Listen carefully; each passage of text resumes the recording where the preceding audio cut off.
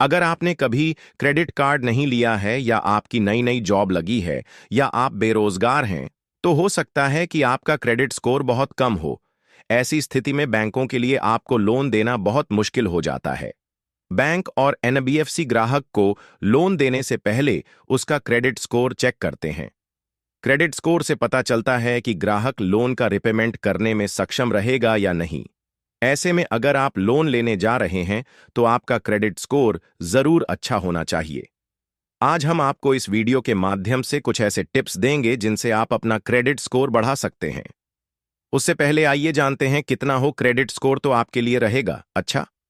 सबसे पहले आपकी जानकारी के लिए बता दें, क्रेडिट स्कोर 300 से 900 के बीच होता है। ट्रांसयूनियन सिबिल भारत में क्रेडिट स्कोर से जुड़ी रिपोर्ट बनाने वाले 4 क्रेडिट ब्यूरो में से एक है।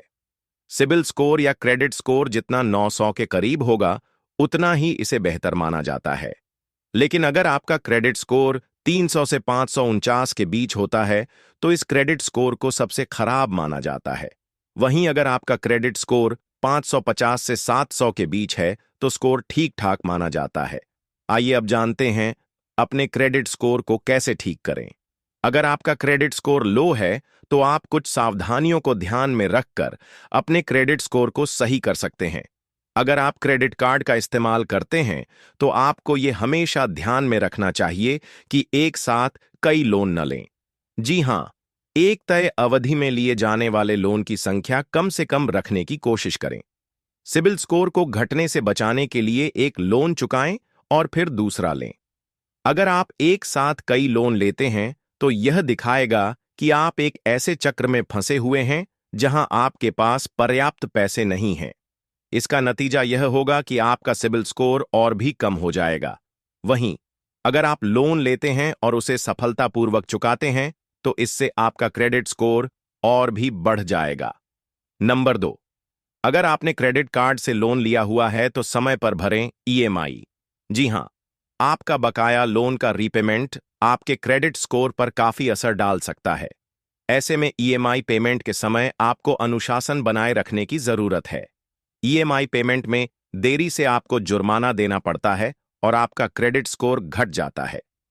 नंबर 3, अगर आपके पास पुराने क्रेडिट कार्ड हैं, तो आपको उन्हें तब तक बनाए रखना चाहिए जब तक आप अपने बिलों का पूरा भुगतान समय पर कर सकते हैं।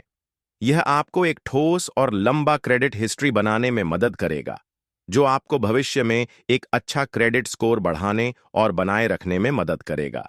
नंबर 4, आपके क्रेडिट इस्तेमाल अनुपात का आपके क्रेडिट स्कोर पर खासा प्रभाव पड़ता है।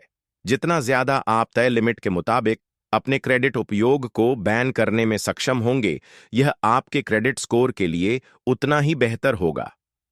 सीमा तक पहुंचने पर इसका विपरीत प्रभाव पड़ता है, क्योंकि यह आपके क्रेडिट स्कोर को कम करता है। इससे निपटने का एक तरीका यह है कि आप अपने बैंक से संपर्क करें और अपने खर्चों के आधार पर अपनी क्रेडिट सीमा को कस्टमाइज करें। नंबर 5, लंबी अवधि का लोन लें। इसका ध्यान रहे कि जब भी आप लोन लें, तो रीपेमेंट के लिए लंबी अवधि चुनने की कोशिश करें। इससे यह सुनिश्चित होगा कि आपकी ईएमआई कम हो, ताकि आप समय पर पेमेंट कर सकें। जब आप ईएमआई का पेमेंट करने में देरी या चूक नहीं करेंगे, तो आपका क्रेडिट स्कोर बेहतर रहेगा। आशा करता हूं हमारे द्वारा इस वीडियो के माध्यम से दी गई जानकारी आपको जरूर पसंद आई होगी। लेकिन फिर भी अगर आपका हमारे इस वीडियो को लेकर कोई सुझाव है या आपका कोई नया विचार है, तो आप हमें कमेंट बॉक्स के माध्यम से साझा कर सकते हैं। अगर आप हमारे इस YouTube चैनल पर नए हैं, तो चैनल को सब्सक्राइब जरूर कर लीजिएगा।